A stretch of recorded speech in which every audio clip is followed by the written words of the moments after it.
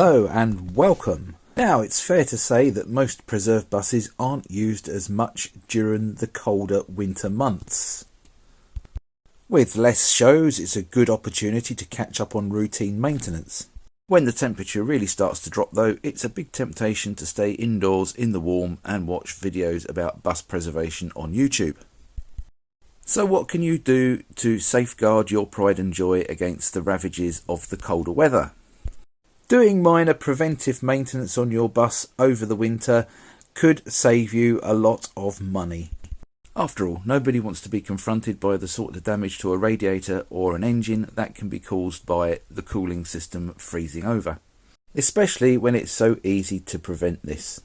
To demonstrate, I will be mostly using my 1980 Leyden Leopard coach, but the principle applies to all vehicles. I will start with the very basics. A very good habit to get into before you start any preserved bus or coach is to check the oil and water. Ignore the colour of the oil on my dipstick, it was actually black and not grey. Again, doing these simple basic tasks could save you an awful lot of money and hassle. In the wintertime, you want to make sure that you've got the right amount of antifreeze in your coolant. But be mindful, some older vehicles, and you're talking probably from the 1960s backwards, don't like strong modern antifreeze. You can still use antifreeze, but you will need to dilute it right down. If you're in any doubt, take the advice of a fully qualified mechanic. Now, if your bus is going to be standing around for a while and you're not using it, it might be worth you draining the cooling system down. This can be done quite easily by undoing the radiator drain valve at the bottom of the radiator or undoing a Jubilee clip on one of the bottom hoses. Something else that's always good to do on a regular basis is add diesel treatment to your fuel tank.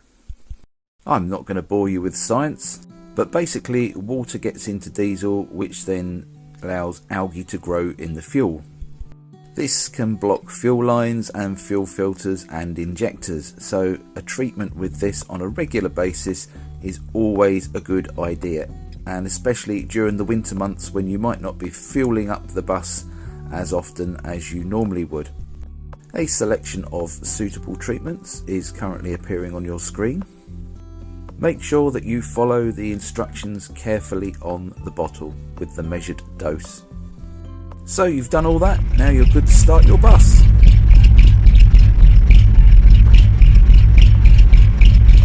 Let your bus run for at least 20 minutes.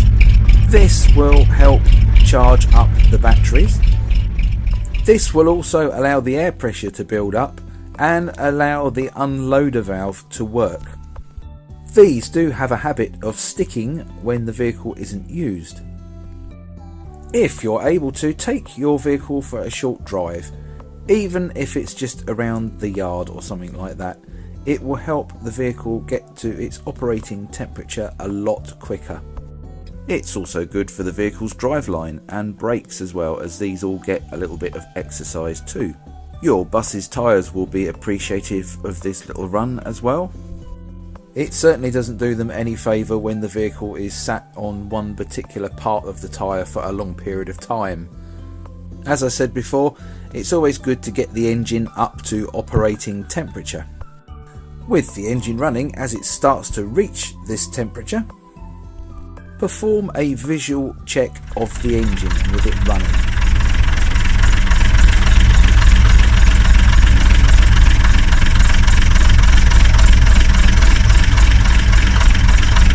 You don't need to be a mechanic to realise that your vehicle is leaking a fluid of some kind. Look for leaks in the cooling system, any water pipes, make sure there's no drips or anything like that. Check to make sure that there is no sign of any oil leaks at all from any of the oil pipes or the oil filters or anything like that. Also, you will need to check your fuel system and make sure none of your fuel lines or your fuel tank itself is leaking diesel. Oil and diesel misting over a hot engine is not really a good way to keep warm during the winter. If that's all good and your bus is now nice and warm, you can switch it off. With the engine off, you can now do a walk around the bus and listen to any air leaks that will need attention. So while we're here, we shall do a little bit of routine maintenance on the air system, and it's always good to do this particular job. You'll notice on the bottom of each air tank there is a little tap. If you turn that tap, you will hear a big hiss, a lot of air will come out, and possibly a lot of sludge and water that's been pushed into the system from the compressor, although the water tends to accumulate in there from condensation. Stand well back when you do this and wear goggles, as it can be very, very messy. Draining the air tanks of this watery sludge prevents it from freezing when the temperatures really start to drop. If this does happen and you want to move your bus during the cold spell, you may find that you will not be able to build up air pressure because the ice will block the valves and the air lines, which means you won't be going anywhere because you can't release the brakes. It's a good anti-theft measure, but not so good if you want to move the bus in an emergency. Another good thing to do whilst preparing your bus for the winter layup period is to go around and lubricate all the exterior locks, hinges and access panels. You can use a spray grease or a lighter penetrating oil, it's entirely up to you. If you have rear lights similar to this, it's always best to give them a bit of a going over when you're doing a lubrication inspection.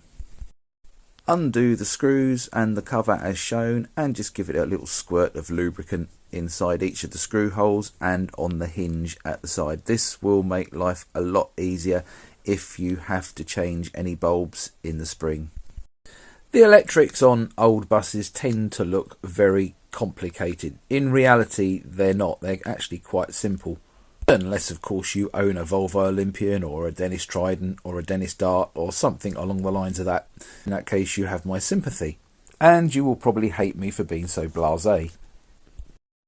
My Leopard and Bristol VRs have an external electrical box which has all the connections for the electrics and the fuses and relays in. I give all my electrics a quick spray over with WD-40, which helps keep the water out of the terminals. Double check with a qualified auto electrician to make sure that this would be the right thing to do with your vehicle though. And don't forget the interior of your bus will need some lubrication as well. Give the handbrake valve a spray of lubricant to stop it from seizing up. I also lubricate the gear selector on all my buses, as well as all the interior switches, door handles and emergency exit catches as well. It's also a good idea to lubricate any opening windows you've got. If you're leaving your bus for a very long period of time, it might be worth taking your batteries off the vehicle and placing them on a trickle charge. Nothing can kill a battery like cold weather. It's worth remembering as well that buses and coaches have certain electrical systems that will still continue to operate when the isolator switch is switched off. Things like tachographs, for example. Tachos run constantly, so after several months of that little clock going round by itself, it will be time for you to buy a new battery. If you do intend to keep the batteries in the vehicle, make sure when you disconnect the battery leads that they are kept well away and safe from touching the terminals. I use a wooden block to cover the battery terminals and keep the battery lead away from them. Batteries do have a tendency to catch fire or go pop if they've been stored or put on charge incorrectly. Don't let this happen to you. It's never nice to see your pride and joy go up in smoke and end up looking like a barbecued sausage. Not wishing to state the obvious, but bus batteries are rather heavy. So when you are moving them around, make sure that you take care, wear steel toe cap shoes and lift them properly. Maybe get some form of carrying aid like a sack barrow to help move them around. Another piece of routine maintenance you will need to do is wash your bus regularly, especially if it's kept outside. You will hear all sorts of horror stories from various bus owners saying that outside storage is the work of the devil. But it's not actually that bad as long as you wash and maintain the exterior of your vehicle. Lots of buses during their service life stand around outside in yards and compounds, and they survive no problem. If you are lucky enough to have undercover accommodation, you will find when you come back to your bus in the spring that it is normally very dusty and covered in bird droppings. Yes, unfortunately you paid all that money out just to have a 14'6" bird table. But make sure the interior is secure, as this will limit the amount of dust and damp that can get onto your vehicle. Again, if your vehicle is stored outside, it might be worth going on board during wet weather to see if there are any leaks from windows or skylights or anything like that. And once it's all dried up, just go and seal them with a reputable sealant. Don't use a bathroom sealant from B&Q, other DIY stores are available. Use something like CT1 or Stickerflex, which is more suitable for an outdoor application. With the right amount of love and care, your bus will last for generations to come. So for this Christmas, instead of asking for socks and aftershave again, ask for something different like sealant and lubricant. Well, maybe not lubricant, because that may cause the wrong impression. Thank you for watching this video. If this warmed up your cylinder heads, please hit the like button and share it amongst your unsuspecting friends and family. Don't forget to subscribe to my channel so you don't miss any future releases in this series. It also helps the channel grow.